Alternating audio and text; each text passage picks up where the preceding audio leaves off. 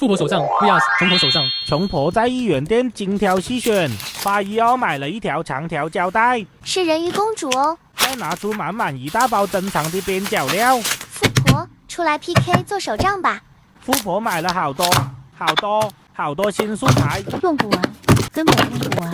那我就用小麻薯的新素材来和穷婆 PK 一下。穷婆小心翼翼地拿出1元长条胶带，拿出她的朴素笔刀，小心翼翼地切割，用手指代替镊子撕下胶带。好美丽的美人鱼贴贴，看我做个超梦幻的蓝色系手账，说不定我这1块钱的素材也能美美打败富婆。你们快投我赢！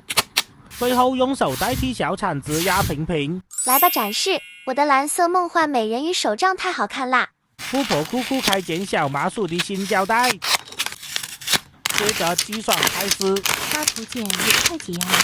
然后把绝美胶带贴进离形纸本里。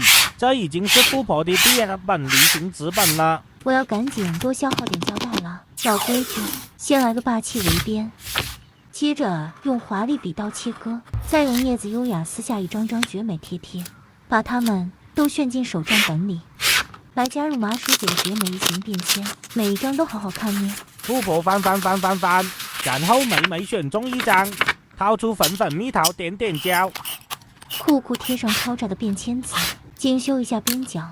讲真，麻薯姐这次的新素材真的惊艳到我了，新画风真的好好看，有种温暖温柔又温馨的感觉。麻薯姐真的能让人一直重复爱上。喜欢麻薯姐新风格的话，就选我赢吧。我的小麻薯排版也完成了，你们更喜欢谁的手账呢？